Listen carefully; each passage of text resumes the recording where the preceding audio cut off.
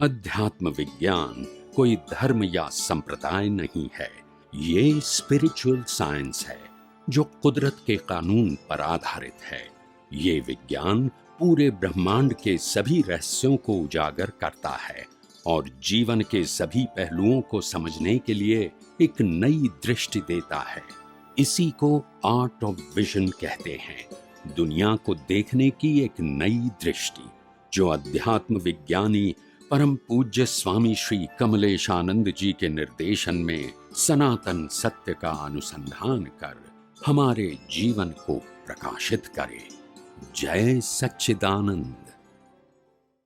આપણા બધાનો એક સુંદર ભાવ છે કે આ આધ્યાત્મિક વિજ્ઞાન વિશ્વના લોકો પામે અને એ પામે એમાં આપણા બધાના તનથી, મનથી, ધનથી, વાણીથી, વ્યવહારથી કેમ કરીને લોકો વિજ્ઞાન પામે એવા પ્રયત્ન અને એવા ભાવ આપણા બધા આધ્યાત્મિક વિજ્ઞાનીઓના હોવા જોઈએ। કારણ કે કુદરતનો એક જ કારણ છે, તમે પામો અને બીજાને પમાડો, એવા નિમિત્ત બનો। તમે પોતે પ્રાપ્ત કરો અને બીજાને પ્રાપ્ત થાય એવો ભાવ વ્યક્ત કરો અને પ્રયાસ કરો।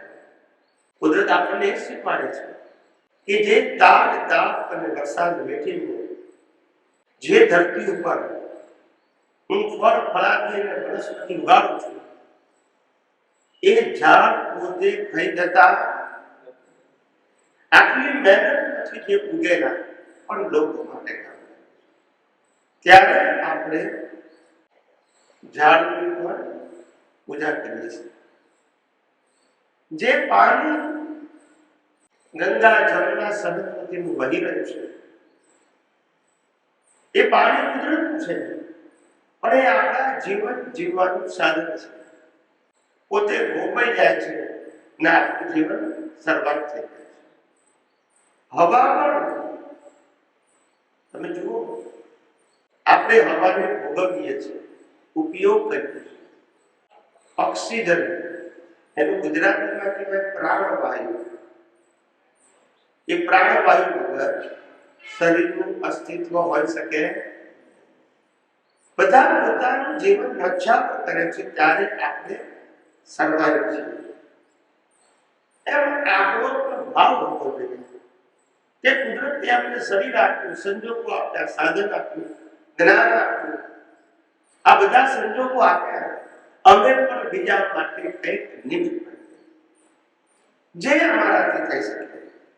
ઘણાથી અમને કહેતા ના આવે તો અમે બધું વોટ્સઅપ ઉપર તો મૂકી શકાય, આપણા પછી ગ્રુપમાં તો પછી ગ્રુપમાં મૂકવા, કોણ સાંભળે કોણ નહીં એ જોવાની જરૂર નથી।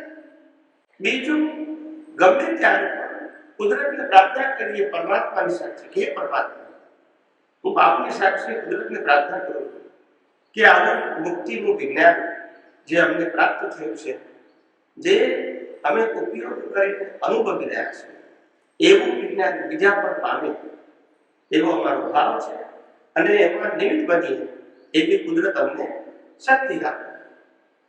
તો આટલું કરે ને, ટૂંકમાં આપણો આશ્રય હોવો જોઈએ કે આપણે પણ પામીએ, આપણે પણ અનુભવીએ અને બીજા પણ આ વિજ્ઞાનને અનુભવીએ। આજનું બીજ આવતીકાલનું ફળ છે। કોઈ પણ વસ્તુ રાતોરાત ચમત્કાર થતી નથી। આ કુદરતનો નિયમ છે, બીજનું જ ફળ આવે। આજે તમારે ક્યાંથી આંબો વાવો તો આજે ફળ ના આવે, પણ આવતીકાલે પણ વાવો તો આવે, નહીતર આવે। આપણે થોડિયા વાવ્યા હોય અને પછી આંબાની આશા રાખીએ તો શું થાય? એટલે ટૂંકમાં ભાવ કરીને છે, એ પણ એક બીજ છે। શું છે? અને ભાવ સાથે પ્રયત્ન કરીએ છીએ, એ પણ બીજ છે।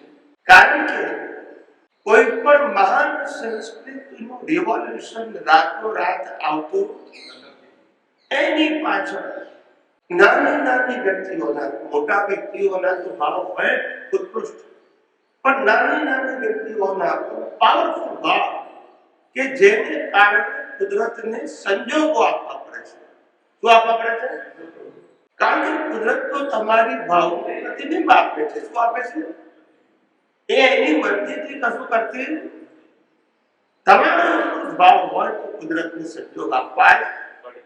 એટલે કમસે કમ આ આધ્યાત્મ વિજ્ઞાન વિશ્વના લોકો પાસે એના માટે ઉત્કૃષ્ટ પ્રકારના ભાવ કરી શકીએ અને પોતાનું જે જીવન શેષ જીવન બાકી છે એમાં તનથી મનથી ધનથી ક્યાં પ્રેરણા વિજ્ઞાન લોકોને પહોંચે એવા મારા પ્રયત્નોમાં કુદરત મને સહાય કરે.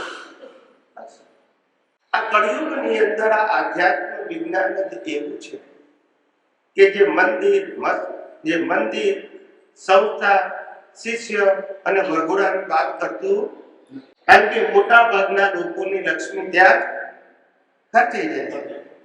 કારણ કે એ બધી વસ્તુઓને બંધાવવાનો ખર્ચો અને પછી મેન્ટેન કરવાનો ખર્ચો એટલે કાયમી ખર્ચો થઈ ગયો. શું થઈ ગયો? આ તો 3 દિવસની શિબિર રાખો, 3 દિવસના પૈસા આપો, પછી આપણે છૂટા ને એ છૂટા છે જે લાભ મળવાનો મળી ગયો. સંસ્થાને શું કરવી? આપણે ગયા પછી એ ઘડી સાફ સુથરી કરવા વાળા કંટાળી ગયા. કરવું કોના માટે? કોઈ આવવાનું છે જ નહીં. ખ્યાલ આવે? બધું બોજો લાગે. આ બધી જે સંસ્થાઓ જે બધી રિપેરિંગ થતી નથી, એક્ટિવ થતી નથી, એનું કારણ આવકનું સાધન નથી. કારણ કે એને ઉપયોગ કરતા નથી. સંસ્થા તો ભવ્ય બંધાઈ દીધી, પૈસા ખર્ચનારા પૈસા ખર્ચી નાખે. આટલું વિશાળ પ્રાંગણ, આવું મોટું, બહુ સુંદર બનાવ્યું. મકાનો વચ્ચેનું ડિસ્ટન્સ, વેન્ટિલેશન બહુ સરસ છે. જે બધા ઝાડ પાન ઉગાડ્યા છે બહુ સરસ છે. પણ એને વાપરનારો વર્ગ, એ વાપરનારો વર્ગ ભેગો થાય તો એ સ્થાન, એ જગ્યા, એ સંસ્થાની કિંમત છે. અને પહેલા જમાનાના જે આયોજકો સામાજિક અને ધાર્મિક સંસ્થાઓ બનાવતા, એ લોકો એવું કરતા હતા કે સંસ્થા એક્ટિવ રહે. શું રહે? એટલે નાના નાના પ્રલોભનો આપીને પણ પ્રવૃત્તિઓ કરાવતા. બી બહેનોએ અહીંયા આવી અને રોજે ભક્તિ કરવી. રોજે સાંજે ભાઈઓ બહેનોએ આવી 1 કલાક ધ્યાન કરવું. સવારે આવીને 1 કલાક યોગાના ક્લાસમાં બધા ફ્રી ઓફ ચાર્જ. પણ સંસ્થા એક્ટિવ રહે ને. કોઈ પણ સાધુ સંન્યાસી આવે તો એમને વેલકમ કરવા, પ્રવચન કરાવવા. સંસ્થા એક્ટિવ રહે. કોઈ પણ કલ્ચરલ પ્રોગ્રામ હોય એના માટે આપણે બાળકોની એક્ટિવિટીઝ માટે પ્રોત્સાહન કરવા, અલગ અલગ પ્રકારના કેમ્પ યોજવા, તો એ સંસ્થા જીવતી રહે. શું રહે? એને એક્ટિવિટીઝ કહેવાય. રાષ્ટ્રભક્તિ, સંસ્કૃતિ, હિસ્ટ્રી, ધર્મ, આધ્યાત્મ, એના બધા સેમિનાર કહેવાય કે લોકોને સમગ્રતયા બધી વસ્તુઓ આ સંસ્થાના માધ્યમ દ્વારા મળ્યા. એક્ટિવિટીઝ હોવી જોઈએ તો જ સંસ્થાની કિંમત છે. અને પ્રવૃત્તિ હોય તો લોકો લાખ રૂપિયા આપવા તૈયાર થાય અને એને એક્ટિવ રાખે. કેવી રાખે? જેને જેને વાપરવાનું થાય જે વાપરે, પૈસા બી ખર્ચે. પણ આવી રીતે તો જ સંસ્થાઓની કિંમત છે. આપણે બધાએ તો આ અધ્યાત્મ વિજ્ઞાનમાં મંદિર કે સંસ્થા એ સબ્જેક્ટ આપણો રહ્યો નથી. જેમ જ્ઞાની પુરુષ દાદા ભગવાન કહેતા હતા કે ભીડ લઈને ભરાવો, એમ જ્યાં જ્યારે સત્સંગ યોજવો હોય, શિબિર યોજવી હોય તો યોગ્ય સ્થાનથી તૈયાર હોય ત્યાં પૈસા આપીને આપણે પ્રોગ્રામ કરી દેવો. સંસ્થાને પૈસા મળે ને આપણને સંસ્થાનો ઉપયોગ કરવા માટેનો સંજોગ. આપણે તો કામથી મતલબ છે, જ્ઞાનથી મતલબ. આવી બધી સંસ્થાઓ પણ તૈયાર રહીને બેઠી હોય કે અમારી સંસ્થા કોઈ આપે તો પૈસા આપે. સમજાય? મોટું દોસ્તાન બનાવી દીધું હોય અને દર મહિનાનું આટલા બધા માણસનો સ્ટાફ, લાઇટ બિલ, મેન્ટેનન્સનો ખર્ચો દર મહિને 5, 15, 20, 25 લાખ આવતો હોય મહિને, તો એ ખર્ચો કાઢવો ક્યાંથી? એટલે આવી રીતે એક્ટિવિટીઝ હોય તો બધું જ કામ. અને આધ્યાત્મ વિજ્ઞાન તો આપણે બધાએ હરતી ફરતી જીવતી સંસ્થા બનવાની છે. જ્યાં જઈએ ત્યાં વિજ્ઞાન, જ્યાં જઈએ ત્યાં વિજ્ઞાન. ભાઈ ફૂલ હોય તો જ્યાં મૂકો ત્યાં શ્વાસ આપે કે ના આપે? એમ આધ્યાત્મિક વિજ્ઞાન જ્યાં જાય ત્યાં આધ્યાત્મિક વિજ્ઞાનની વાત કરે. એને સ્વીકારવી ના સ્વીકારવી એની મરજી છે. પણ આપણી પાસે છે એ વેચવું. આપણે કઈ વેચતા નથી. મોગરો મોગરાની સુગંધી આપે, ચમેલી ચમેલીની આપે, રાતરાણી રાતરાણીની આપે. એમ આપણે આધ્યાત્મિક વિજ્ઞાનની સુવાસ આપે કે મારી પાસે આ છે.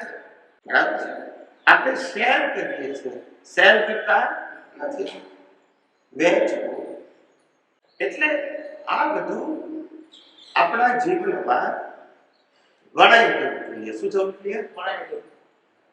હું સ્પેશિયલ કરું છું એવું ના લાગવું જોઈએ. તો પાછું બોજો લાગે. શું લાગે? કુદરતે આપણને ત્યાં સંજોગો આપ્યા હતા, શું પાસ વેચવી આપણે કે મારી પાસે આખું આધ્યાત્મિક વિજ્ઞાન છે, હું તમને કહું છું. એમાં તમને તો કે લાગે સ્વીકારજો, ના લાગે મૂકી દે. મારું પાકું થાય અને તમને દ્રષ્ટિ મળે નથી. બરાબર છે? અને જે મારું નહીં ને તમારું નહીં, કોઈ નથી. આ કુદરતનું છે. અમે તો ખાલી વેચીએ છીએ. શું કરીએ છીએ? આ કુદરતી રીતે જે કબીરાથી ગાયું છે ને, આયોજન છે કુદરતનું ખોટી યુગ કે આવું કંઈક નીકળવું જોઈએ ક્રાંતિકારીમાં જે સર્વમાન્ય. કેવું હોવું જોઈએ? કોઈ આમાં વાંધો ના લેવાય એવું હોવું જોઈએ. કે એવું આ માર્ગ નીકળે જ્યાં ફોર્મેટ નહીં, જ્યાં કોઈ ધર્મ સાથે આપણી કોમ્પિટિશન, જે માર્ગ સ્વયંભૂ છે, જેને આ માર્ગ સમજી જાય જ્ઞાન દર્શનનું કે એનો પુરુષાર્થ જ સંભાવ મૂકે છે. શું છે? સંભાવ રાખવાની જરૂર. તમે શુદ્ધાત્મા મળીને કુદરતી રચના જુઓ, એ જ સંભાવ નિકાલ. એમાં કંઈ કરવાનું નથી. જ્યાં કોઈ ક્રિયાકાંડનો બોજો નથી. શું નથી? બોજો. ક્રિયાઓ છે એનો બોજો, કારણ કે ક્રિયામાં કરતા પુરુષ છે. જ્યાં ભોગવટો છે પણ ભોગવવાનું નથી, કારણ કે ભોગવનારો કુદરતી રચના છે. પહેલા તો હું ભોગવતો હતો એટલે પછી પ્રેશર હતું. હવે તો જે ભોગવે છે તે જ કુદરતી રચના, જેના નિમિત્તે ભોગવે છે તે કુદરતી રચના. એટલે બોજો ના રહ્યો ભોગવવાનો. એટલે કરતા પણ ના રહ્યું, ભોગતા પણ ના રહ્યું અને માલિકી પણ ના રહ્યું. કારણ કે શરીર જ કુદરતનું છે. શરીર કોણ છે? તો એ શરીરને મળેલા સત્તા સંપત્તિ સંબંધ સાધન પણ કોના થઈ ગયા? પછી માલિકીનો ક્યાં પ્રશ્ન રહ્યો? એવું વિજ્ઞાન જે કરતા પણ માલિકી પણ ભોગતા પણ અને દેહાદ્યાસ સંપૂર્ણ ખલાસ કરવાનું જે વિજ્ઞાનમાં સામર્થ્ય છે, એવું નિષ્પક્ષપાતી મુક્તતાની અનુભૂતિ કરાવનારું આપણને બધાને પ્રાપ્ત થઈ ગયું છે. અને એ વહેંચવામાં આપણને આનંદ થવો જોઈએ. કારણ કે જેમ વ્યવહાર જીવનમાં બિઝનેસની અંદર પણ એક પ્રોડક્ટ હોય, એ પ્રોડક્ટની ટોપ ક્વોલિટીની મોનોપોલી હોય. જેમ કે બિસ્કિટ હોય તો પાર્લે. બિસ્કિટ તો હજારો પણ પાર્લે બિસ્કિટ એટલે ફેમસ. એની એજન્સી મળે તો બિઝનેસ સારો ચાલે. એમ આ કળિયુગનું આધ્યાત્મ વિજ્ઞાન એ બધા ધર્મોથી ઉત્કૃષ્ટ પ્રકારનું વિજ્ઞાન છે. અને વિજ્ઞાનની આપણને એજન્સી મળે કે આપણે સાંભળવાનું, સમજવાનો, ઉપયોગ કરવો, અનુભવ કરવો અને બીજાને એનો કેટલો આનંદ હોય. આધ્યાત્મ વિજ્ઞાનની એજન્સી છે, જેને વેચવી હોય નથી શકાય. કોઈ રિસ્ટ્રિક્શન. આવું અદ્ભુત વિજ્ઞાન કુદરતે ઝંખે છે કે આ વિજ્ઞાનને વેચવાના હોય તો હું બધી સહાય કરું. કારણ કે કુદરત જાણે છે કે આ વિજ્ઞાનમાં પણ લોકો મારી જ વાત કરે છે. કારણ કે આ વિજ્ઞાનનો આધાર છે કુદરત, કુદરતી કાનૂન અને કુદરતી. આપણે કોઈ વ્યક્તિની વાત કરતા નથી. આવું અદ્ભુત વિજ્ઞાન જેમાં કુદરત પણ રાજી છે, કુદરત પણ નિરંતર સહાયક છે. આપણે બધાએ તો નિમિત્ત બનવાનું છે અને ભાવ કરવાનો છે.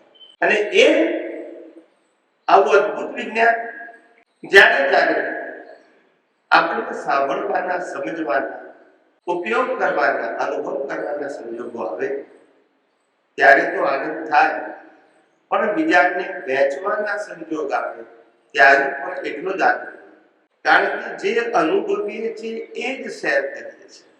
પ્રોપેગન્ડા નથી. શું નથી? ખ્યાલ આવે? અંદર જુદું અને બહાર જુદું એવું અંદર જે સ્વીકાર્યું છે, અનુભવીએ છીએ એ જ બીજાને કહે છે. અંદર જે સમજ્યા છે એ જ બીજાને સમજાવીએ છીએ. આવું અદ્ભુત વિજ્ઞાન કે જે જીવ માત્રને આદિ વ્યાધિ ઉપાધિમાં પણ સમાધિની અનુભૂતિ કરે, જે વિજ્ઞાન તમામ પ્રકારના ભીખ અને ભય ખલાસ કરે, જે વિજ્ઞાન થકી ભૂત ભવિષ્યની ચિંતા સમાપ્ત થઈ જાય, જે વિજ્ઞાન થકી મૃત્યુનો ડર ખલાસ થઈ જાય છે અને ધીરે ધીરે જન્મ મરણના ચક્કરમાંથી પણ મુક્તિ મેળવી શકીએ છીએ. આવું અદ્ભુત વિજ્ઞાન આપણને બધાને જે પ્રાપ્ત થયેલું છે, તમે વિચાર કરો, જેની કે સંતો કોટી જન્મોની પુણ્ય જાય એને આ વિજ્ઞાન મળ્યું છે. કેટલાય અવતારોનું તપ હોય કે આવું અદ્ભુત સહજ સરળ સુગમ વિજ્ઞાન જે જ્ઞાનીઓ કઈ ગયા પણ છે ક્યાં? મોક્ષનો માર્ગ સરળ સહજ સુગમ છે એવું કહ્યું ખરું, પણ છે ક્યાં? જ્યાં જઈએ ત્યાં કરવાનું, જ્યાં જઈએ ત્યાં કરવાનું, જ્યાં જઈએ ત્યાં કરવાનું. એટલે આપણને સરળ ક્યાં છે? તે કેટલા બધા લોકોની કેટલાય અવતારોની ભાવના અને પ્રાર્થનાથી આ વિજ્ઞાન ખુલ્લું થયું છે. કોઈ રાતોરાત ચમત્કાર થયો. જે લોકો આ વિજ્ઞાન પ્રાપ્ત કરી રહ્યા છે એ બધાના ભાવનાના બીજથી આ વિજ્ઞાન ખુલ્લું થયું છે. કોઈ એક વ્યક્તિના માત્ર પ્રયત્નથી ખુલ્લું.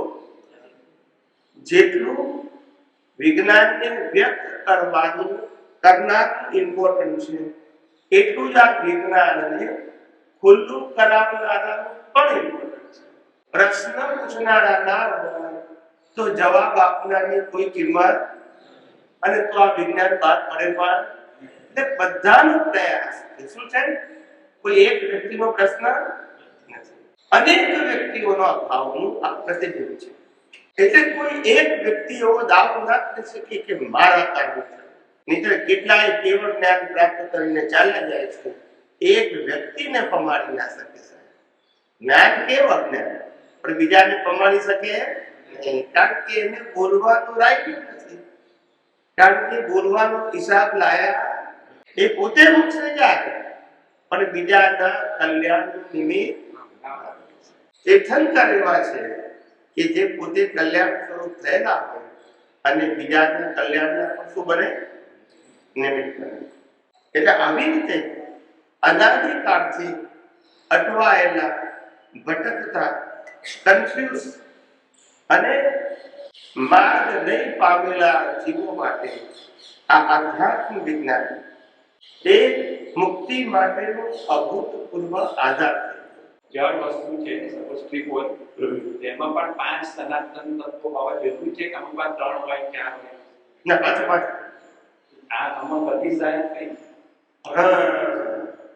હમણાં ગતિ સાહેબ કેટલું કઈ છે? આ ગતિ સાહેબ એક જગ્યાએ તમે લઈ જાઓ છો. લિવિંગ બીંગની જરૂર પડે તો માણસ કો, વસ્તુ કો, પવન કો કે બીજી શક્તિઓ કો એને મૂવ કરે જ કરે બધામાં. જાણતા ગતિ સાહેબ એ તો લિવિંગ બીંગ પર તો સમજ પડી સ્વામી, પણ નોન લિવિંગ છે બધામાં મૂવ કરવા. દેખો, ગતિ સાહેબ તત્વ એટલે શું? એક સ્થાનથી બીજા સ્થાનને સાધનને સંજોગોને વ્યક્તિને લઈ પણ એ બીજી વ્યક્તિની જરૂર પડે ને. પડે ને. સપોઝ લિવિંગ તો આપણે ગતિ સાહેબ તો જરૂર પડે. સાયકલની, સ્કૂટરની, કારની, પ્લેનની, ટ્રેનની, બસની, પગની, સંજોગોની બધાની જરૂર પડે. સંજોગ વગર તો કશું થાય નહીં. કાંઈ વાત નથી. એ તો સમજવા માટે નોન લિવિંગ માં નથી ખબર, એટલે જસ્ટ નોન સમજો. નોન લિવિંગ છે એ નોન લિવિંગ પણ લાઈફ છે, પણ એને લાઈફ ના કહેવાય. શું ના કહેવાય? લાઈફ ચેતન હોતો કહેવાય. અને ચેતન ના હોય તો લાઈફ તો હોય. દરેક અવસ્થાનું લાઈફ હોય, કેમ બિગિનિંગ હોય છે. આજે મેં સોનાનો હાર બનાવ્યો તો સોનું ખાંડમાંથી નીકળવાથી માંડીને શુદ્ધ થયું, અને પછી એમાંથી સોની હાર બનાવ્યો, પછી એ હાર મેં પહેર્યો, પછી ઘસારું પહોંચ્યું, પછી તોડીને પાછું સોનામાં રૂપાંતર કર્યું. આ એની લાઈફ કહેવાય. ત્યારે પણ એમાં ચેતન ના પદાર્થ તો હોય, ગતિ સહાયક હોય, સ્થિતિ સહાયક હોય, ટાઈમ હોય, સ્પેસ હોય. હું જળ તત્વ તો છે, અવસ્થાના જળ તત્વ ગુણ હોય જ નહીં. એટલે પાંચે પાંચ વસ્તુ આવી રીતે ઇનડાયરેક્ટલી બિહેવ કરે છે. તો આપણા જીવનમાં શું છે? ગતિ સહાયક, સ્થિતિ સહાયક, ટાઈમ, સ્પેસ અને જળ તત્વ. એ પાંચે પાંચ કોના છે? પ્રકૃતિના છે. આપણા તો છે જ નહીં. યસ કે નો? આત્માના તો છે જ નહીં. આત્માની હાજરીમાં છે, પણ આત્માના નથી. ખ્યાલ? પણ એના વગર અવસ્થા હોઈ શકે? આ શરીરની અવસ્થા છે. આ શરીરની અવસ્થા છે કે શરીરનો જન્મ થયો, શરીરનું જીવન છે, શરીરના સંજોગો છે, શરીરના મન વચન કાયા છે, શરીરનું મુવમેન્ટ છે, શરીરની સ્થિરતા છે, ખ્યાલ આવ્યો? શરીરની ટાઈમ લાઈન છે, શરીરની અંદર સ્પેસ છે, શરીર પોતે પણ બહારની સ્પેસમાં ફરે છે. આ બધું છે. આત્મા તો ઘટાડે છે. જળ અને જળ તત્વની અવસ્થાને પાંચ તત્વો લાગુ પડે. ચેતનને ના લાગુ પડે. ચેતનની હાજરીમાં ચેતનને નહીં. પણ એક ટાઈમ તો આપણી જ્યારે ત્યાં જરૂરી છે. તો બધા રોલ રૂપે હોય. જેટલું આત્માની હાજરીમાં જે જળ તત્વ છે શરીર રૂપી, એ જેટલું એક્ટિવલી કામ કરતું હોય, 6 તત્વ 5 બતાય એવું આમાં ના કામ કરે. આ કારણ કે આમાં કોઝ ઇફેક્ટ સીધું આવે છે, આમાં નથી આવતું ને. એટલે યુઝ ઉપર છે. શું છે? આ ટેબલ ત્યાંથી અમેરિકા જઈ શકો અને હળગાવી શકો અને એને 500 વર્ષ સુધી હાચવી શકો. એનું લાઈફ થઈ ગયું ને. એટલે મારો કહેવાનો મતલબ એ છે કે પાંચે પાંચ તત્વો હોવા જરૂરી નથી. 3 પણ હોઈ શકે, 4 હોઈ શકે. ને રોલ અલગ અલગ. હા, રોલ પ્રમાણે સ્થિતિ સહાયક પાંચે પાંચ તત્વો એટલે કે જળ તત્વો હોય. હા, ટાઈમ સ્પેસ પણ હોય. હા, ટાઈમ સ્પેસ પણ હોય. પછી ગતિકારક બીજા ઓપ્શન હોઈ શકે ને. કારણ એ સમજાવો. આ લાકડું છે. હા, એમાંથી આ ટેબલ બન્યું. પછી આ ટેબલને મૂવ કરીએ તો આ બધું આવ્યું અંદર. સ્થિતિ સહાયક, ગતિ સહાયક. એટલે ડિપેન્ડ ઓન યુઝ છે. પણ એમાં તત્વો આવી ગયું. તત્વ વગર તમે મૂવ કરી શકો નહીં. ખ્યાલ આવ્યો? તત્વ વગર આ સ્થિતિ બનાવી શકો નહીં. લાકડામાંથી આ બનાવ્યું છે તો લાકડી પણ સ્થિતિ છે અને આ ટેબલ પણ એક સ્થિતિ છે. સમજાય છે ને? એટલે પાંચે પાંચ તત્વો હોય. જડની અવસ્થાઓને જ પાંચ તત્વો લાગુ પડે, ચેતનને લાગુ ના પડે. ચેતનની હાજરીમાં જડની અવસ્થાને લાગુ પડે. પછી એ શરીર રૂપે હોય કે સાધન. એવી રીતે આપણા બોડીમાં સપોઝ આપણે જૈન શાસ્ત્રમાં કહ્યું છે કે 5 જીવ હોય, 2 કેટલા જીવ હોય. તો આપણા બોડીઝમાં પણ માઇક્રોઓર્ગેનિઝમ હોય, બેક્ટેરિયા હોય. બહુ જ તો એમાં પણ આત્મા છે. ઓકે, તો પછી એ આત્માને આપણા જે મેઇન આત્મા છે એ કેટલું રિલેશનશિપ? કોઈ રિલેશન. આ બોડીને જીવતું રાખવા માટે કુદરતે બોડીને હવા, પાણી, ખોરાક આપ્યા છે. આત્માને નથી આપ્યા. This is not for the soul. This is for the body given by the nature, maintained by the nature, operated by the nature and destroyed by the nature. So કુદરતે નક્કી કર્યું કે તારે 80 વર્ષનું આયુષ્ય લઈને આવ્યો છું તો 80 વર્ષ ચાલે એટલું બોડી અને બોડીને હવા, પાણી, ખોરાક મારે આપવાના. એક સાધન. પછી આ સાધન પાછું બીજા સંજોગોથી પાછું આ સાધન ભોગવતું. પણ આ બધું પ્રોવાઈડ કોણ કરે? કુદરત. કોની હાજરીમાં? આત્માની હાજરીમાં. કેમ? તો કે એની હાજરીમાં કર્મ બાધ્યતા. એ કર્મનું ફળ કોણ આપે? તો કે કુદરત. કઈ રીતે આપે? સંજોગોથી. એમાં પહેલો સંજોગ શરીરનો. શરીરના બધું કેમને ભોગવતો હોય? સમજાય છે? એક વસ્તુ જડને જ લાગુ પડે, પાત્ર ચેતનને ના લાગુ પડે. સમજાય છે? ચેતનની ખાલી હાજરી. એટલે તો કીધું કે કુદરતનો કાનૂન શુદ્ધાત્માને કઈ કરી શકે નહીં. તો કોઈ મોક્ષ જ ના જઈ શકે. શુદ્ધાત્મા કંટ્રોલ કુદરત ઉપર રહે ના. શુદ્ધાત્માનો ઉપર કુદરતનો કંટ્રોલ નહીં, પણ શુદ્ધાત્માની હાજરીમાં એ જ્ઞાન પ્રકાશનો ઉપયોગ તમે રિલેટિવ સત્ય માટે કર્યો, એનાથી જે કર્મ બંધાયા એને ભોગવવા પડશે, ત્યારે એ જ આત્માની હાજરી જોઈશે. ભલે આત્માએ કશું કર્યું નથી તોય, કારણ કે કુદરતનો કાનૂન છે, જે આત્માની હાજરીમાં કર્મ બંધાય એ જ આત્માની હાજરીમાં ઉકલે. એટલે આ આત્માની હાજરીમાં હું નરગતિ જેવા કર્મ બાંધું તો આત્માને નરગતિના બોડીમાં પણ જવું પડે, કારણ કે આત્માની હાજરી વગર કર્મ બંધાતા પણ નથી અને કર્મ ભોગવાતા પણ. અને જે આત્માની હાજરીમાં કર્મ બાંધાયું હોય એ જ આત્માની હાજરીમાં ભોગવે તો જ એને ભોગવું કહેવાય. નહીં તો બાંધતી વખતે જુદો આત્મા, ભોગવતી વખતે જુદો આત્મા, તો પછી ભોગવટો કેમ કહેવાય? એક જ આત્મા એને ભોગવટો કહેવાય. એક જ આત્મા છે તો પુનર્જન્મ કહેવાય. એક જ આત્મા છે તો કર્મનો સિદ્ધાંત કહેવાય. નહીં તો આ આત્મા હોય ને બીજા આત્માએ ભોગવવાનું તો ભોગવટો ના કહેવાય. કહેવાય આ આત્માના આધારિત ભોગવટો છે તો જ પુનર્જન્મ કહેવાય. કારણ કે શરીરનો પુનર્જન્મ ના હોય, આત્માની હાજરીમાં નવું શરીર મળે એને પુનર્જન્મ. આ શરીરનો પુનર્જન્મ ના થાય, પણ એક જ આત્માની હાજરીમાં નવો જન્મ મળ્યો માટે રિવર્ત કહેવાય છે. અલગ અલગ એક જ આત્મા અલગ અલગ આત્માઓને અલગ અલગ શરીર મળે તો રિવર્ત કહેવાય નહીં. એક જ આત્મા બીજા બોડીમાં જાય ત્યારે એને કર્મનો સિદ્ધાંત લાગુ. આ બધું સમજવું પડે છે. આને લો ઓફ નેચર કહેવાય, લો ઓફ રિલિજન નથી. આ બધું સાયન્સ સમજો, ઊંડાવું એવું કહું છું. અત્યાર સુધી આ રિલેટિવ સોશિયલ અને રિલિજિયસ વાતો તો બહુ સાંભળી. આમ કરવું જોઈએ, આમ ન કરવું જોઈએ, આ પુણ્ય થાય ને પાપ થાય ને પ્રાયશ્ચિત થાય, એ તો બહુ જાણવું. આ યથાર્થ જેમ છે તેમ બ્રહ્માંડનું મેનેજમેન્ટ કેવી ચાલે છે? કારણ કે અવર body is a part of universe. માટે જાણવું જોઈએ. સમજાય? હવે જે આખું બોડી અને બોડીના બધા સંજોગો એ પાર્ટ ઓફ યુનિવર્સ છે. અને એમાંનું કોઈ પણ પાર્ટ આપણે નથી કે આપણો નથી. કરેક્ટ? છતાં પણ આપણો અને આપણું માનીએ છીએ એનો તો આ બહુ ખોટું છે. અને અભિજ્ઞાન જાણતું હતું કે આમાં કશું મારું છે કે હું છે એ રહેશે.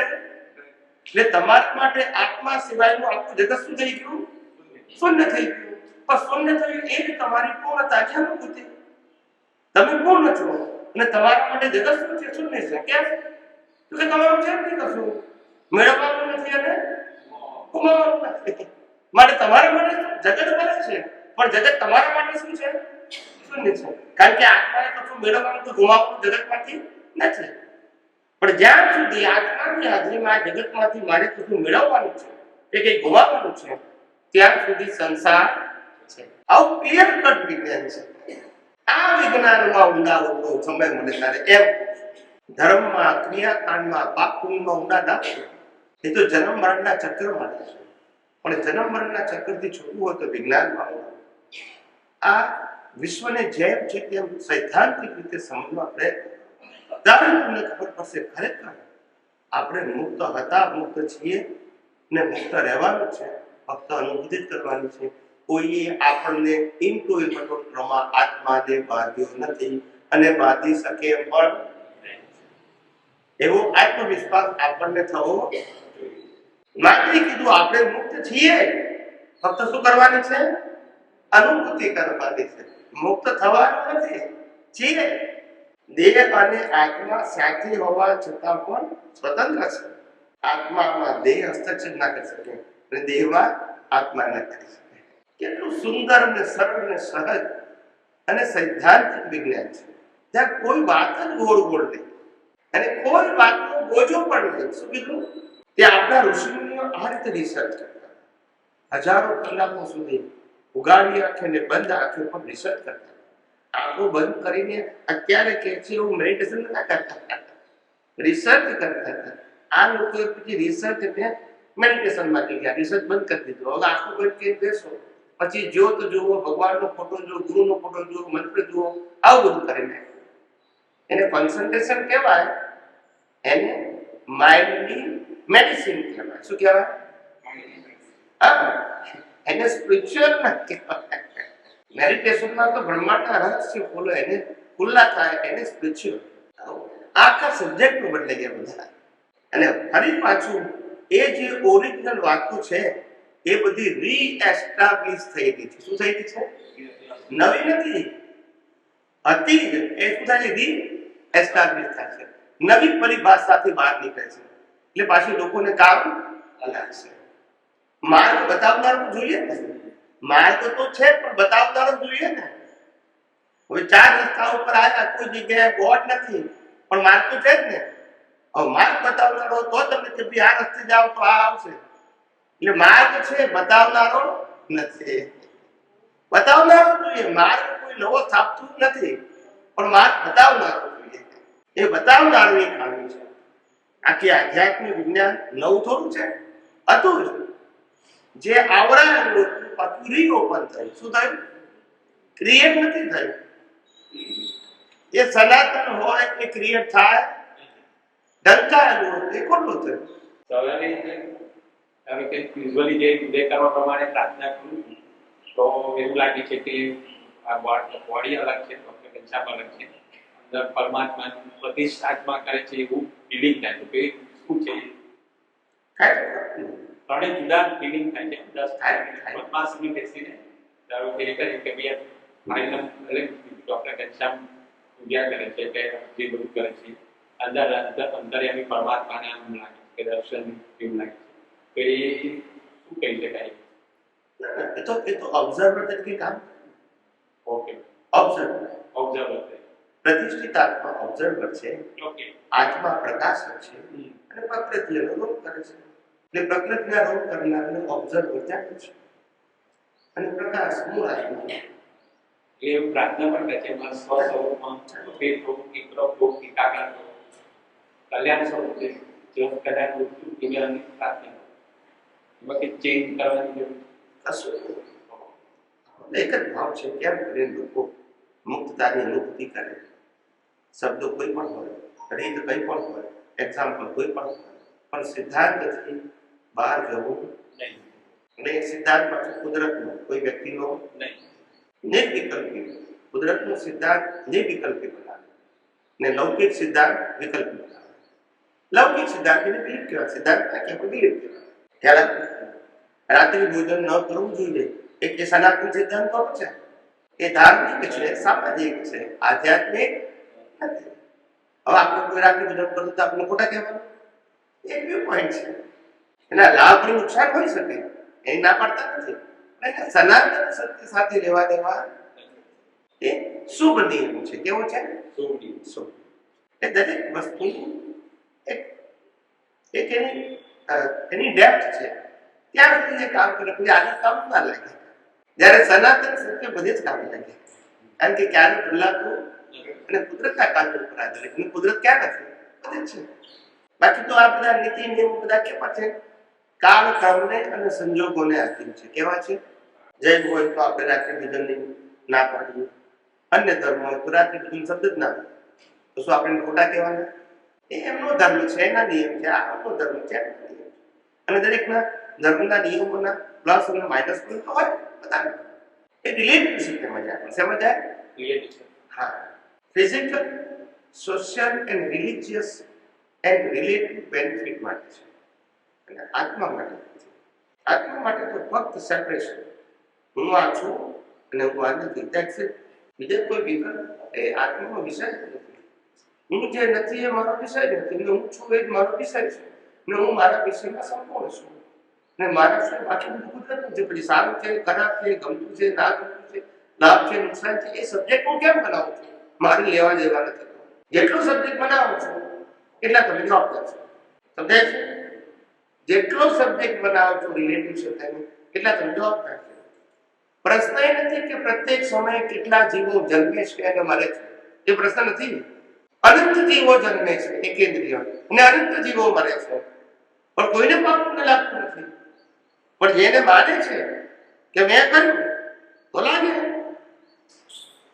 બોલતા નથી. અવસ્થાથી થોડું પાપને લાગે છે, માન્યતાથી લાગે છે. Belief, wrong belief. મેં કર્યું, મેં બોલ્યું, વાત છે, મને થયું તો પછી લાગે. અવસ્થાથી કર્મ બંધાતા નથી. અવસ્થાની ક્રિયાઓથી કર્મ બંધાતા નથી. અવસ્થા હોવા ના હોવાનાથી કર્મ બંધાતું નથી. અવસ્થા સાથેના બિલીફ, રોંગ બિલીફ સાથેના એટેચમેન્ટથી કર્મ બંધાય છે. અને ડિટેચ હોય તો તમારે કોઈ લેવા દેવા એનું નામ કુદરતી રચના. કેટલું સરળ, સહજ અને સુગમ વિજ્ઞાન છે. કોઈ જગ્યાએ આપણને કન્ફ્યુઝન ઊભું જ ના થાય. ભગવાનની ઓળખાણ આપજો વધારે. અને બીજો એક પ્રશ્ન છે કે આ 3 ખાનાથી આપ જવાબ છો છે અને એમાં જે કરે છે તે જાણતો નથી ને જાણે છે તે કરતો નથી. આ 3 સબ્જેક્ટ વધારે કામ લાગે. ભગવાનની પરિભાષા. ભગવાન કોને કહેવાય? આપણે બધા અલગ અલગ ધર્મ પાળતા હોય અને એટલે ભગવાનના નામ અલગ અલગ છે અને ભગવાનના કેરેક્ટર પણ અલગ અલગ છે. નામવાળા ભગવાન અને નામવાળા ભગવાનની લાઈફ પણ કેવી છે? અલગ અલગ. સંજોગો બધાના અલગ અલગ. કોઈ રામને ભગવાન કહે, કોઈ કૃષ્ણને ભગવાન કહે, કોઈ મહાવીરને ભગવાન કહે, કોઈ શિવને ભગવાન કહે, કોઈ સ્વામિનારાયણને ભગવાન કહે. ખ્યાલ બધા ટાઇટલો અલગ અલગ છે. આજે આપણે ભગવાનની ન્યુટ્રલ પરિભાષા જાણીશું. કેવી? ન્યુટ્રલ. ન્યુટ્રલનો મતલબ થાય universal, not viewpoint of any religion or sampradaya. Universal definition of God. એની અંદર viewpoint શબ્દ ના સુના viewpoint શબ્દ એમાં મારું તારો શબ્દ એવા ભગવાનની પરિભાષા. એ પરિભાષાને સમજાવવા માટેના 4 સિમ્પલ કારણ. એ જો 4 પ્રશ્નોનો જવાબ સમજાઈ ગયો તો સાચા ભગવાન કોણ છે એ ખબર પડી જશે અને લૌકિક અથવા તો ધાર્મિક ભગવાન કોણ છે એ ખબર પડી જશે. લૌકિક અને ધાર્મિક એટલે લોકોએ અને સંપ્રદાય માને અને અલૌકિક ભગવાન એટલે બધાને લાગુ પડે. માને તેને લાગુ પડે અને ના માને તેને લાગુ પડે.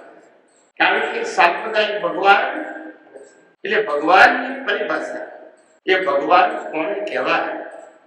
કુદરતની ભાષામાં ભગવાન કોને કહેવાય?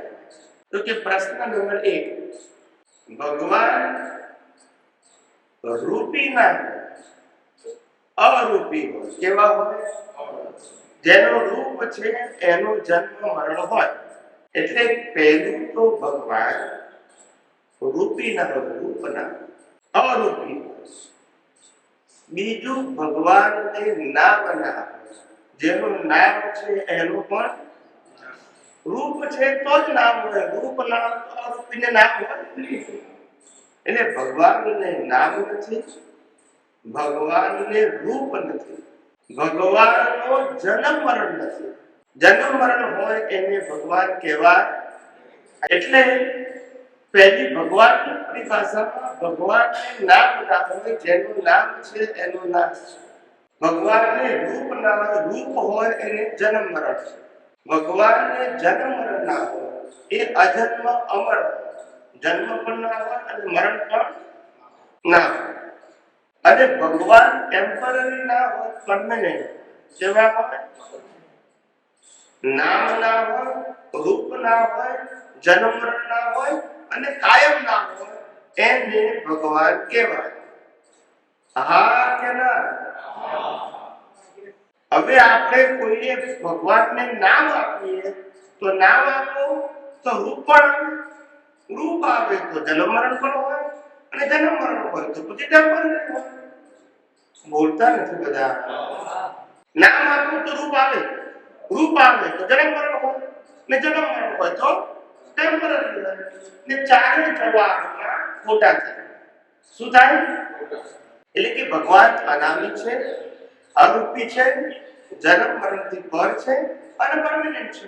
પણ તો પછી હવે આ અનામી, અરૂપી, જન્મ મરણથી પર અને પરમેનન્ટ લાગુ કોને પડે? આ 4 વસ્તુ લાગુ કોને પડે? તો કે જે 4 વસ્તુ આત્માને લાગુ પડે. આત્માને નામ નથી, રૂપ નથી, જન્મ મરણ નથી અને કાયમ છે. એટલે ભગવાન હંમેશા શુદ્ધાત્માને જ કહેવાય. પ્રકૃતિને ભગવાન શબ્દ લાગુ ન પડે પણ પ્રકૃતિની અંદર ભગવાન પ્રગટ થઈ શકે. સમજી ગયા? નામી ના હોય, રૂપી ના હોય, નામ વાળા ના હોય, રૂપ વાળા ના હોય, જન્મ મરણ વાળા ના હોય અને ટેમ્પરરી ના. અને તમે કોઈનું પણ નામ બોલશો તો નામની સાથે રૂપ આવે, રૂપની સાથે જન્મ મરણ આવે અને માટે ટેમ્પરરી આવે. ચારે જવાબ ખોટા પડે. બોલતા નથી. એક જવાબ ખોટો ને 4000 ખોટા પડે. નામ બોલો ને 4000 ખોટા. તો કે છે અનાદિ અરૂપી જન્મ મરણથી પર અને પરમેનન્ટ કોણ છે? તો છે તેને આપણે ભગવાન કેવું છે કોણ? તો કે શુદ્ધ આત્મા, જેનું નામ નથી, રૂપ નથી, જન્મ મરણ નથી અને કાયમનું છે. તો આત્મા સિવાય બીજો કોઈ ભગવાન હોઈ શકે? તો એ દુનિયા ચલતી है ચલાने वाला चाहिए. આવી દુનિયા ચાલે છે સાહેબ. અને આ દુનિયામાં સનાતન સત્યને જાણવા વાળો વર્ગ હંમેશા સર્વકાળમાં ઓછો હોય. કારણ કે બધાને રિલેટિવ સત્યમાં રસ હોય. શેમાં રસ હોય? પાંચ ઇન્દ્રિયોથી અનુભવાય એમાં રસ હોય. ખ્યાલ આવે? જે પૈસા કમાવા માટે, વાપરવા માટે, બચાવવા માટે અને બીજાને આપીને જવા માટે આટલું બધું કષ્ટ કરવું પડે, એ પૈસામાંથી મોહ જાય, ભયંકર રાગ દ્વેષ કરાવે. શું કરાવે? મા બાપ અને છોકરા વચ્ચે ભાગીદાર છૂટા કરાવે, ભાઈ ભાઈ વચ્ચે છૂટા કરાવે. એ જ પૈસા માટે મોહ કેટલો? તારે કુદરતે કહ્યું જે તારું નથી એ તારું થવાનું. માને કે ન માને તો, કારણ કે આ દુનિયામાં દેખાતી બધી વસ્તુ જે અવસ્થા રૂપે છે એ બધી મારી હતી, મારી છે અને મારી પાસે. આપણે કહીએ પણ મને મળે છે એનું શું? તો કુદરત કહે કે તું જ મારું છું. પછી બોલતા નથી. આ પંચ મહાભૂતોનું સર્વ મારું છે કુદરત કહે છે. તો લક્ષ્મી તારી ક્યાંથી હોય? એની છે, એની એટલે મારી. કુદરત શું કહે છે? શરીરની લક્ષ્મી એટલે કોની લક્ષ્મી? મારી લક્ષ્મી. શરીર તો તારું. કેવો કુદરતનો કાનૂન કેવો અદ્ભુત છે. પણ આ ભ્રાંતિનું જ્ઞાન અનંત અવતારોથી ચાલ્યા જ કરે છે. કોઈ એને સુધારનારું નથી. બધા એ અજ્ઞાનને સંકોરે છે, और मजबूत करे, और मजबूत करे, और मजबूत करे. કહેવાય કારણ કે દુનિયા અજ્ઞાનથી ચાલે છે. શેનાથી ચાલે છે? અને અજ્ઞાન ખલાસ થઈ જાય તો પછી એની દુનિયા શું થઈ જાય? સમાપ્ત થઈ જાય. પછી જન્મ મરણ રહે. એટલે ચાલતી દુનિયા અજ્ઞાનથી જ ચાલે. વિજ્ઞાનથી દુનિયા ચાલે નહીં, સમાપ્ત થાય. અજ્ઞાનથી ચાલ્યા કરે. એટલે દુનિયામાં બધા માને છે કારણ કે તો ચાલે ને. હવે આપણે છૂટવું હોય તો આપણે માનવાનું કે ભાઈ આ સનાતન થિયરી છે એ આપણે માનવાનું. પણ દુનિયા તો રિલેટિવ સત્ય નહીં માનવા. એટલે આપણે ફરિયાદ કરી કેમ દુનિયામાં બધા માને છે? ભાઈ બધા એટલા માટે માનેલા છે એને દુનિયા ચલાવે છે.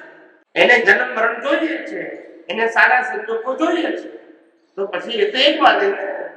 આપણે જન્મ મરણથી મુક્ત થવું છે માટે વિજ્ઞાનની જરૂર છે.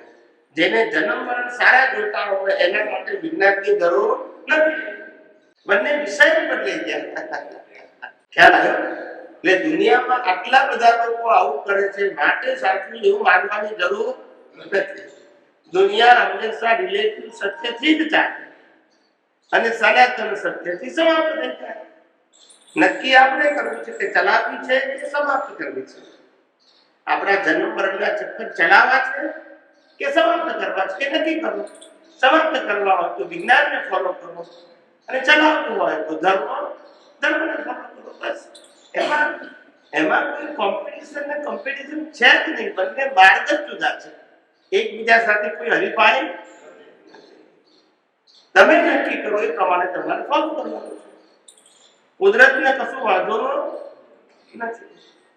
કુદરત તો બધામાં તમે જે પ્રકારમાં તથા કે છે. ચોરી કરી હોય તોય તથા, મારામારી કરી હોય તોય તથા, લગ્ન ન કરવા કુંવાર હોય તોય તથાસ્તુ, પણ હોય તોય એને વાત બીજ નાખી એવા ફળ આપીશ. શું કે છે? હા, સમજાય છે? બીજનું ફળ આપે. થોડિયા વાવો થોડિયા આવશે, આંબો વાવો તો આંબો.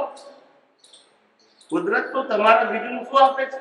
સારું ખરાબ તો આપણે કહીએ. કુદરતની ભાષામાં સારું ખરાબ, કુદરતની ભાષામાં કોઝની ઇફેક્ટ છે, એક્ઝામ્પલ રિઝલ્ટ છે. એ રિઝલ્ટને સારું ખરાબ આપણે કહીએ છીએ. કુદરત સારું ખરાબ કહેતી. કુદરત તો પ્રત્યેક સમયે અનંત જીવોને જન્મ આપે છે અને અનંત જીવોને મારે પણ છે. એના માટે પાપ પુણ્ય શબ્દ આ તો જે લોકો કરતા છે, ભોગતા છે, માલિક છે, જે અજ્ઞાનીઓ છે, અહંકારીઓ છે, એના માટેનું જ્ઞાન છે. પાપ પુણ્યને પ્રયાસ છે. મુક્ત પુરુષો જેને મુક્ત થવું છે એના માટે આ બધા વિષયો નથી. સમજાય છે કે આપણું આ જે શરીર છે, દેખીતી રીતે તો શરીર જ દેખાય છે, પણ આ શરીરની અંદર શરીર સાથે બીજી બે એટલે કુલ 3 વસ્તુઓ સંકળાયેલી છે. એક ફિઝિકલ બોડી જે આપણે બધા જોઈ શકીએ છીએ, બીજું આત્મા, શુદ્ધ આત્મા જે ચેતન રૂપે છે, માટે લાયક છે. એ ચેતન છે એને આપણે આત્મા કહીએ છીએ અને એ આત્મા કેટાલિસ્ટ છે એટલે હાજરી છે. એ કશું કરતો નથી, પણ એની હાજરી વગર શરીરનું અસ્તિત્વ હોઈ શકે એટલે આત્મા પોતે ચેતન છે, અવિનાશી છે અને અનંત શક્તિ વાળો છે. એને બનાવવાનો અને એની સામે શરીર એ જડ છે. કેવું છે? વિનાશી છે. જડ છે, વિનાશી છે અને કુદરતની અવસ્થા વાળું છે. સમજાય છે? એક ચેતન છે, અવિનાશી છે અને અનંત શક્તિ વાળું છે. એ શરીર જડ છે, વિનાશી છે. કેવું છે? જડ છે, વિનાશી છે અને પાછું મિકેનિકલ છે. કેવું છે? હા. શરીરમાં જ્ઞાન નથી. શું નથી? જો શરીરમાં જ્ઞાન હોય તો બાળી શકાય નહીં. શરીરમાં જ્ઞાન નથી. જ્ઞાન એ આત્મામાં છે અને આ રિલેટિવ ભાષા અથવા તો ભાષાનું જ્ઞાન એ પ્રતિષ્ઠિત આત્મા લઈને આવ્યો છે. એ આ બોડી દ્વારા ખાલી પ્લે થાય છે. શું થાય છે? ફિઝિકલ બોડીમાં જ્ઞાન, જો ફિઝિકલ બોડીમાં જ્ઞાન હોય તો ડોક્ટરો ઓપરેશન કરીને કાઢી લે, આપણને ખબર પડે. એવું જ્ઞાન એ અનુભૂતિ છે, જ્ઞાન એ બિલીફ છે અને જ્ઞાન એ જીવન જીવવાનું સાધન છે. જડમાં જ્ઞાન નથી તો એની અનુભૂતિ પણ નથી. એટલે શરીર જડ છે, આત્મા ચેતન છે. આત્મામાં જ્ઞાન પ્રકાશ છે પણ આત્મામાં રિલેટિવ સત્યનું જ્ઞાન નથી, જીવન જીવવાનું જ્ઞાન નથી, લાભ નુકસાનનું જ્ઞાન નથી, પાપ પુણ્યનું જ્ઞાન આત્મામાં નથી. આત્મામાં જે જ્ઞાન છે બધું અવિનાશી. કેવું છે? એ અવિનાશી એવા આત્માના જ્ઞાન પ્રકાશની હાજરીમાં અહંકાર પણ હું છું એવું જે માને છે એ અહંકાર પાસે આત્માનું જ્ઞાન પ્રકાશ પણ છે અને 5 ઇન્દ્રિયો વાળું શરીર પણ છે. પણ અજ્ઞાનને કારણે, મોહને કારણે આ ઇન્દ્રિયો દ્વારા પ્રાપ્ત થતી જ્ઞાન અને તેની અવસ્થાને પોતાનું જ્ઞાન માને છે અને જેથી એને પ્રાપ્ત કરવા માટે રાગ દ્વેષ કરે છે.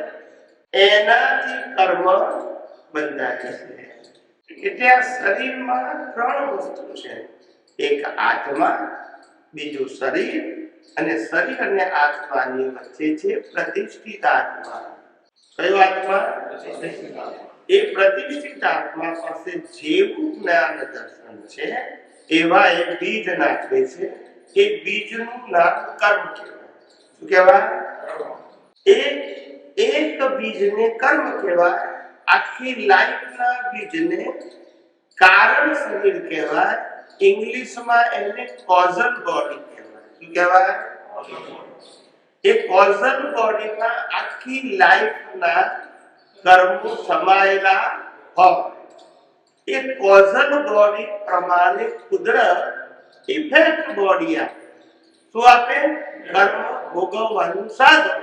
એટલે ઇફેક્ટ બોડી એ મનુષ્યની પણ હોય, પશુની હોય, નરગતિની હોય કે દેવગતિની પણ હોઈ શકે. સમજાય છે? એટલે જે કર્મ બાંધનારો છે એનો રોલ મહત્વનો છે. એ જ એક્ટિવ છે. શું છે? શરીર એક્ટિવ છે એવું લાગે ખરું, પણ ખરેખર એક્ટિવ શરીર તો મિકેનિકલ એક્ટિવ છે. કેવું છે? એ ગયા અવતારના કર્મના પ્રોગ્રામથી ચાલે છે. એટલે આજે એક્ટિવ લાગે ખરું, પણ મિકેનિકલ એટલે પ્રોગ્રામ પ્રમાણે. આ શરીર તો જન્મે ત્યારે મા બાપ પણ નક્કી ના કરી શકે. બોલતા નથી બધા. આ શરીર જન્મે તો ભાઈ બહેન પણ નક્કી. આ શરીર જન્મે તો કયા સ્થાને જન્મવું એ પણ નક્કી ના કરી શકે. આ શરીરને કયો ધર્મ મળશે એ પણ નક્કી ના કરી શકે. શરીરને કોણ પડોશી મળશે એ નક્કી ના કરી શકે. શરીરને સગાવાના કોણ મળશે એ નક્કી ના કરી શકે. બોલતા નથી બધા. હા કે ના? અને શરીરને જન્મ્યા પછી શું કરવાનું છે એ પણ એ નક્કી ના કરે.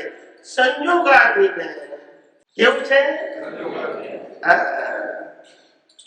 ઝૂંપડીમાં જન્મ હોય તો એને એવા સંજોગ મળે, મહેલમાં જન્મ હોય તો એવા સંજોગ મળે. કરે શું? સમજાય છે? એમ જીવનમાં જેવા જેવા કર્મના પ્રોગ્રામ લાવ્યો હોય એ પ્રમાણે કુદરત સંજોગો આપે, અને એ પ્રમાણે આ મન વચન કાયમને જીવવું પડે. રામે પણ વનવાસ જવું પડે. એમાં આત્મા કે આત્માનું જ્ઞાન વચ્ચે આવે.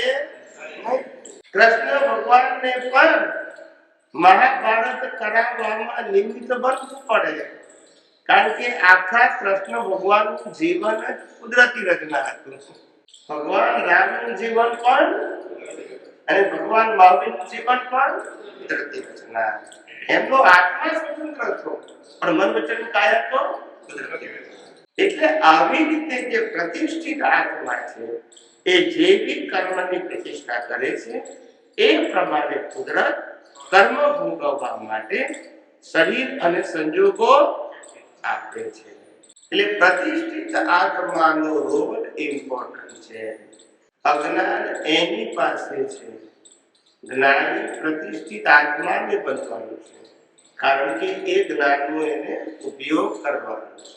શરીરને જ્ઞાનની જરૂર નથી. શરીરને તો બાળવાનું જ.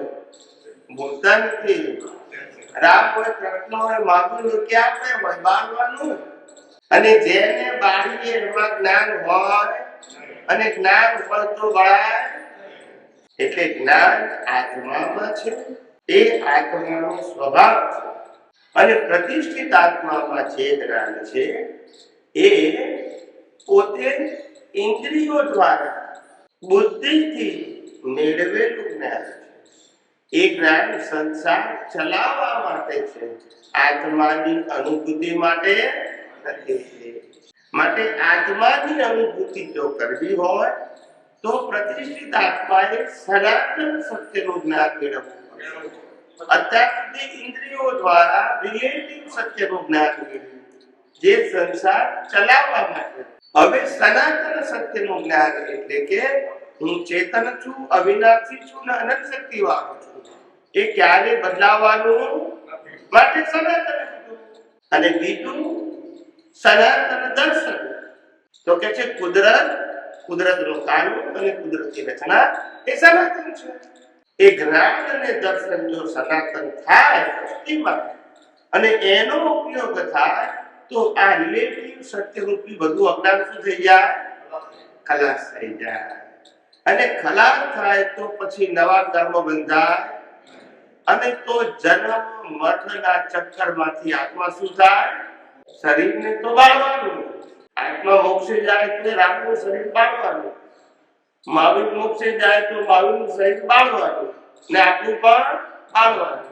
એટલે શરીર મોક્ષે જાય એ સબ્જેક્ટ આવવો જોઈએ નહીં. અનાદિકાળથી ભ્રાંતિ ઊભી થઈ ગઈ. શું થઈ ગઈ છે? શરીર સાધન છે. શું છે? શરીર સાધ્ય. ખ્યાલ આવ્યો? આપણી પાસે તો અહીંથી અડધો કિલોમીટર ચાલવાની પણ શક્તિ આપણા શરીરમાં કે પગમાં નથી. પણ વ્હીલચેરથી હું પ્લેનમાં બેસીને અમેરિકા જઈ શકું. બોલતા નથી બધા. તો પણ એ પ્લેનની મારે આરતી ઉતારવાની. બોલો કેવું સમજણ પડે છે? એથી અમેરિકા જઈએ તોય આરતી કેવું? કારણ કે સાધન છે, સાધ્ય. એમ શરીર શું છે? સાધ્ય. આમ તો છોકરાઓની જેમ મારે સમજાવવું પડે તારે ઘેર પડે ઉતર પડે. આવી સાદી સીધી સરળ ભાષામાં કહું તો જ ઘેર પડે. શાસ્ત્રોની અલંકારિક ભાષા બોલું તો સમજણ પડે. બધું ભેંસ આગળ ભાગવત થાય. શું થાય? તે કવિરાજે લખ્યું ને કે દાદા ભગવાને આ બધું જ્ઞાન આપ્યું ને તે કે પાડાને વેદ ભણાયા. કોને ભણાયા? વેદ તો ભણાયા, કોને ભણાયા? ના વેદ પાડાને સમજે, ના પાડો વેદને સમજે. કારણ કે વેદ હતો આત્માને સમજે, એ પાડાને સમજે, અને પાડો વેદને ના સમજે, એ જળને સમજે. બેમાંથી એકેનું કલ્યાણ ના કરે. અનુભવી જ્ઞાની ત્રણ ભાગ છૂટા પડ્યા. શરીર જુદું, આત્મા જુદો, પ્રતિષ્ઠિત આત્મા. પ્રતિષ્ઠિત આત્મા એકલો જ પુરુષાર્થ કરી શકે. શરીર કે આત્મા પુરુષાર્થ કરે નહીં. આત્માને પુરુષાર્થ કરવાની જરૂર નથી, કારણ કે ચેતન અવિનાશી ને અનંત શક્તિ વાળો છે. શરીર માત્ર કર્મ ભોગવવાનું સાધન હોવાથી એને પુરુષાર્થ કરવાની જરૂર નથી. પુરુષાર્થ કરવાની કોને જરૂર છે? પ્રતિષ્ઠિત આત્માને. કારણ કે જેવા બીજ પાડે છે એવા કુદરત શરીર અને સંજોગ. એટલે કરેક્શન પ્રતિષ્ઠિત આત્મામાં છે, કરેક્શન દ્રષ્ટિમાં છે, કરેક્શન મન વચન કાયા કે આત્મામાં નથી. પ્રતિષ્ઠિત આત્માના બીજા નામ. પ્રતિષ્ઠિત આત્માનું બીજું નામ છે મિશ્ર ચેતન. કે છે મિશ્ર ચેતન. અથવા એનું ત્રીજું નામ છે લાઈવ ઈગો, જીવતો અહંકાર. જ્ઞાની પુરુષ દાદા ભગવાને એને બાવો પણ કીધું. બાવો એટલે સ્ટેટસ. શું કહેવાય? સ્ટેટસ. હું છું એમ. તે દાદા ભગવાન દાખલો આપતા હતા કે ઠંડીનો દિવસ હતો, શિયાળાની રાત હતી ને રાત્રે 12 વાગે કોકે બાયણું ખખડાયું. હવે ઠંડીમાં બાયણું ખખડાયું એટલે સંભળાય તો ખરું. એટલે ઠંડીમાં પેલું ઘર ખોલતા વિચાર કરે કોણ આવ્યું છે આ ઠંડીમાં. એ જમાનામાં કે ફોન બોન હતા નહીં. એટલે બાયણું ખખડાયું એટલે પેલા બાયણું ખોલ્યા પેલા પૂછ્યું ભાઈ તમે કોણ છો? એમ તેમ તો ખોલાય. એટલે પેલા કીધું હું શું છું? બોલો હું બાવો છું. ના પેલા હું છું કે છે ઓળખ્યો જ મને હું છું. તો પેલો કે હું તો બધા હું બોલે છે પણ હું કોણ? તો કે હું બાવો. કે બાવા એમ છે. તો કે કયો બાવો? કે છે મંગળદાસ. હું બાવો ને તે એકના એક પણ ત્રણ જુદા પડી ગયા છે. હું એક કોમન થઈ ગયું, બધા જ હું બોલી શકે. બાવો એ સ્ટેટસ થઈ ગયું, એ બધા બોલી શકે નહીં. સમજાય? એ બાવા થયા હોય એક બોલી હતી. અને મંગળદાસ એટલે નામ તારી. બાવો એક સ્ટેટસ થયું. હું એ બધા માટે કહું. હું એટલે શુદ્ધાત્મા. બાવો એટલે સ્ટેટસ, મારી બિલીફ, હું કોણ છું. ને મંગળદાસ એટલે દેહધારી. આ ત્રણ છૂટા પડ્યા. બાવો એ પ્રતિષ્ઠિત આત્મામાં ગયો, મંગળદાસે મિકેનિકલ બોડીમાં ગયો, અને હું શુદ્ધ આત્મામાં ગયો. સમજી ગયા? આવી રીતે હું બાવોને મંગળદાસ. તે મંગળદાસમાં તો ફેરફાર થાય એને તો બાળવાના, અને આત્મામાં કોઈ ફેરફાર કરવાનો હોય, જે ફેરફાર થાય સેવા થાય બાપામાં, એટલે કે પ્રતિષ્ઠિત આત્મા. બીજે કોઈ જગ્યાએ કરેક્શન હોય ત્યાં આખું જગત બાવામાં કરેક્શન કરાવે છે. શેમાં કરે છે? મંગળદાસ. તો મંગળદાસ તો બાવી નાખવાના. ત્યાં દુનિયાની અંદર મોહ ઉતરે ને તો સાચી વાત સમજાય. કારણ કે મોહ એટલો બધો છે. મોહ એટલે શું છે? વેલ્યુ ઓફ રિલેટિવ ટ્રુથ એને મોહ કહેવાય. આ જગતમાં રિલેટિવ સત્યમાં તમારું કશું જ નથી. તમે નથી, અને એક દિવસ તમારે ફીટ કરવું પડશે. કારણ કે તો જ તમને મુક્તતાની અનુભૂતિ થશે. જ્યાં સુધી રિલેટિવ સત્ય કુદરતનું 100% છે, એમાંથી 5% પણ તમારું છે માનશો, ત્યાં સુધી દુનિયામાં ફસાયેલા છો. એ હોવાથી ફસાયેલા નથી, માનો છો એટલે ફસાયા છો. રામકૃષ્ણ મહાવીરને પણ બંગલા, મહેલ, ગાડી બધું હતું, પણ માનતા નતા ને કે મારું છે. તે છૂટી ગયા. અને આપણી ઝૂંપડી હોય તો મારી છે, તે છૂટે. ઝૂંપડી હોવી કે મહેલ હોવી એ અગત્ય નથી, માલિકી ભાવ મારો. ક્રિયા કરો જે વાંધો નથી, કરતા ભાવ મારો કરાવે છે. શરીરને ભોગવવું પડે છે, તો હું ભોગવું છું, તું ભોગવે છે, ત્યાં વાંધો છે. એટલે કરતા ભોગતા અને માલિકી પણાથી માર કરીએ છીએ. કરતા ભોગતા માલિકી પણ ક્યારે જાય? તો કે મન વચન કાયાની બધી અવસ્થાને કુદરતી રચના જોઈએ તો. પછી કરતા ભોગતા કે માલિક થઈએ, બધું જ કુદરતી રચના. કરનાર અને કરાવનાર પણ કુદરત, વસ્તુ આપનાર લઈ જનાર પણ કુદરત, અને વસ્તુને ભોગવનાર પણ. અને આપણી કુદરતી રચના જોનાર જાણનાર માત્ર છીએ. આપણે કુદરતી રચનાના હિસ્સા. એટલે આવું સીધું સાદું સરળ વિજ્ઞાન છે. અને જેમ જેમ સમજાશે એમ આનંદ આવશે. અને અંદર દ્રષ્ટિનો સમજણનો આનંદ છે, બહારની અવસ્થાનો આનંદ. સમજાય છે?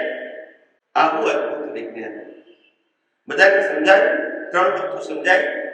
હું, બાબુ ને મંગળદાસ ત્રણ ખાધા. આત્મા, પ્રતિષ્ઠિત આત્માને પ્રકૃતિ, ચેતન, જડ અને મિશ્ર ચેતન. સમજાયું? એક છેલ્લે સંસાર કેવી રીતે ઉભો થયો એ સમજાવી દે. સંસાર કેવી રીતે ઉભો થયો એ મારે સમજાવવું. ઉભો થયા પછી ઉભો કઈ રાખ્યો? જ્ઞાની પુરુષને, એક મહાપુરુષે, એક સજ્જને પ્રશ્ન કર્યો કે હે ભગવાન, મનુષ્યની અંદર આ સંસાર ઉભો કેવી રીતે થયો? મને મારી બુદ્ધિથી સમજાતું નથી, માટે કૃપા કરીને મને કઈ રીતે મનુષ્યમાં સંસાર ઉભો થયો એ સમજાવવા હું આપને કૃપા કરીને વિનંતી કરું છું.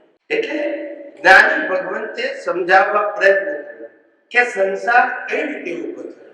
તો કે છે હિમાલયમાં ગંગોત્રીથી ગંગાની વહેવાની શરૂઆત થઈ. નાના નાના ઝરણાઓથી એવા અનેક ઝરણાઓ ભેગા થઈને ક્યાં આવ્યા? ધરતી ઉપર. એ ધરતી ઉપર આવ્યા ત્યારે મોટો પ્રવાહ થઈ ગયો પાણી. એ પાણીના વહેતા પ્રવાહને લોકોએ નામ આપ્યું ગંગા. શું આપ્યું? ગંગા. એ ગંગા 1700 કિલોમીટર વહે. કેટલા કિલોમીટર? ત્યાં પછી દરિયાને, પછી એનું અસ્તિત્વ રહેતું. હવે 1700 કિલોનું ગંગાનું પાણી એ પીવાય કામ લાગે, વનસ્પતિને કામ લાગે, ઝાડ પાન પશુ પક્ષી મનુષ્ય બધાને કામ લાગે. બરાબર છે. એ ગંગાનું પાણી જેને પીવું હોય, વાપરવું હોય, ઉપયોગ કરવો હોય તે ગંગા ક્યારે ફરિયાદ કરતી કે ચાર્જ માંગતી નથી. એ કુદરતી રીતે જ એની રચના થયેલી છે. એ ગંગા વહેતી હોય, જેને પાણી પીવું હોય તો પીવે, ના પીવું હોય તો ના પીવે, વાપરવું હોય તો વાપરે, ના વાપરવું હોય તો ના વાપરે. ગંગાને રાગ દ્વેષ છે, પણ એ ગંગામાં વહેતું પાણી મેં મનુષ્ય તરીકે એમાંથી એક ડોલ ભરીને પાણી લીધું. શું લીધું? એક ડોલ ભરીને પાણી લીધું અને પાણી લઈને હું જઈ રહ્યો છું મારા ઝૂંપડી તરફ. ત્યાં રસ્તામાં કોઈ ભાઈએ એક પવાલું પાણી પીવા માંગ્યું, એટલે મેં કહ્યું આ મારું પાણી છે. ત્યાંથી સંસાર ઉભો થયો. હતું કોણ? ગંગાનું એટલે કુદરતનું, પણ માલિક કોણ થઈ ગયું? ત્યારથી સંસાર રાજ્ય શરૂ, માલિકી ભાવ શરૂ. આવી રીતે સંસાર શરૂ થયો. એ ખબર ના પડી કેવી રીતે થઈ ગયો. ખ્યાલ આવ્યો? અમારા એક ભાઈ હતા અમદાવાદ શહેરમાં. તેમને લગ્ન કર્યા ને 5 વર્ષ થઈ. તો મને કહે છે કે હું ભણેલું છું, એ ભણેલી છે, હું નોકરી કરું છું, એ નોકરી કરે છે, પણ જવાબદારી તો ઘર ચલાવવાની મારી. માટે આ ઘર કેમ સારામાં સારું ચાલે એવો હું પ્રયત્ન કરું. પણ કે છે મારી ધર્મપત્ની મને સાથ આપતી, કારણ કે મારી દિશા જુદી ને બોલો. હું કહું છું આપણે ટૂર ઉપર જઈએ તો એ કે છે આપણે ધર્મસ્થાનમાં જઈએ એટલે કરવું શું? એ એની દ્રષ્ટિથી મારું નીતિ છે, હું મારી દ્રષ્ટિથી એમ નીતિ છું. ત્યારે તે બેના અભિપ્રાયો ડિફરન્સ થયા. શું થયા? તે પછી સંઘર્ષ ચાલ્યો. 5 વર્ષ પછી બીજા 5 વર્ષ નીકળી ગયા, તોય પણ કોઈ સોલ્યુશન આવ્યું નહીં. એટલે પછી એ ભાઈ જબરદસ્તી કરતા હતા. પેલીએ ભણેલી ગણેલી પૈસા કમાતા, પણ જબરદસ્તી કરે. હું કહું એમ કરવાનું, હું ના કહું તો નહીં કરવાનું, નહીં જવાનું. એટલે બંને ભણેલા ગણેલા, બંને કમાતા, પણ બંનેને અહંકાર તો હોય ને, ઈગો. હું કઈક છું એમ ખ્યાલ. એટલે બંનેને ટકરામણ થતી હતી, અહમની ટકરામણ. તે પછી મેં ભાઈને કીધું હું તો એડજસ્ટ થવા તૈયાર છું, પણ પેલા ભાઈ એડજસ્ટ થતા નથી, એમ શું? તો મેં ભાઈને સમજાવ્યા, પણ તોય ભાઈ તો સમજવા તૈયાર નહીં. એટલે પછી મેં ત્રીજું નેત્ર ખોલ્યું. શું ખોલ્યું? ત્રીજું નેત્ર. મેં ભાઈને કીધું એટલું ધ્યાન રાખજો કે આ તમારી પત્નીને જન્મ તમે નથી આપ્યો. બોલતા નથી. એના મા બાપે જન્મ આપ્યો છે. જે પત્ની એના મા બાપને ભાઈ બહેનને છોડી શકે એ તમને પણ, માટે બહુ રોપ મારવાનો ના સમજાવે. બધાને તરત ક્યાં લઈ જાય. આવું છે સંસાર. મેચ્યોરિટી હોય હંમેશા કેવો હોય? એકબીજાના સહકારથી હોય. ભલે સમજણ જુદી જુદી હોય, પણ જીવવાનું તો એડજસ્ટ થઈને જ હોય. એડજસ્ટ થયા વગર કેમ ચાલે? દરેકની સમજણ સરખી હોય એવું બને જ નહીં કોઈ દિવસ. કારણ કે દરેકનો ગયા અવતારના સંજોગો જુદા, એ પ્રમાણેના આશય જુદા, એ પ્રમાણેના ભાવ જુદા, ને એ પ્રમાણેના સંજોગો જુદા હોય. હવે મોકલે ત્યારે એ આશય ને ભાવ પ્રમાણે મોકલે. કેટલાક સંજોગો કોમન હોય, બાકી બધા તો વ્યક્તિગત જ હોય. હવે વ્યક્તિગતમાં તો ડિફરન્સીસ રહેવાના. ત્યાં તમારે એડજસ્ટ થઈને જ જીવવું પડે. કે બંનેની સહમતિ હોય એવું જરૂર નથી, પણ એડજસ્ટ થઈ જીવીએ તો ચાલે. અંતે કુદરતી કાનૂનની બહાર કશું થવાનું સમજાય? એટલે વાત સમજી લેવાની. આ વિજ્ઞાન સમજીને સમાવવા માટે છે, ઉભરાવવા માટે નથી. અહંકાર શામાંથી ઉત્પન્ન થાય છે? અહંકાર એ અસ્તિત્વને કારણે ઉત્પન્ન થાય છે. હું છું તો અહંકાર હોય, હું ના હોઉં તો અહંકાર હોય? આ જડને અહંકાર છે, કારણ કે એને અસ્તિત્વનું ભાન નથી. અસ્તિત્વનું ભાન ક્યારે હોય? જ્યારે ચેતનની હાજરી હોય ત્યારે. ક્યારે હોય? જડને અસ્તિત્વનું ભાન મળદાને હોય, પણ એ શરીરમાં આત્મા હોય તો ભાન હોય હું છું. એ અહંકાર એ અસ્તિત્વનું ભાન છે. શું છે? પણ હું શું છું એનું ભાન બધાને નથી. ખ્યાલ આવ્યો? એટલે વસ્તુત્વનું ભાન થવું જોઈએ. અસ્તિત્વનું ભાન તો છે, પણ વસ્તુત્વ એટલે હું ખરેખર શું છું. હું ચંદુલાલ છું કે હું શુદ્ધાત્મા છું, એને વસ્તુત્વ કહેવાય. શું કહેવાય? અસ્તિત્વ પછી વસ્તુત્વ. અસ્તિત્વ એટલે હું છું, વસ્તુત્વ એટલે કે હું શરીર છું કે શુદ્ધાત્મા. હું શરીર છું તો જન્મ મરણના ચક્કર ચાલુ રહેશે, ને હું શુદ્ધાત્મા છું તો જન્મ મરણના ચક્કર ધીમે ધીમે બંધ થઈ જશે. એટલે અસ્તિત્વ એટલે હું કોણ છું એનું ભાન થયા એને અસ્તિત્વ કહેવાય. પછી વસ્તુત્વનું ભાન થાય તો પૂર્ણત્વ એની મેટે થાય. વસ્તુત્વ એટલે ખરેખર હું કોણ છું. વ્યવહારથી તો હું ચંદુલાલ છું જ, પણ ખરેખર હું ચંદુલાલ શરીર. ચંદુલાલ તો શરીરનું નામ છે, અને શરીર એ કુદરતે આપેલું કર્મ ભોગવવાનું સાધન છે. હું સાધન નથી, હું તો સાધ્ય છું.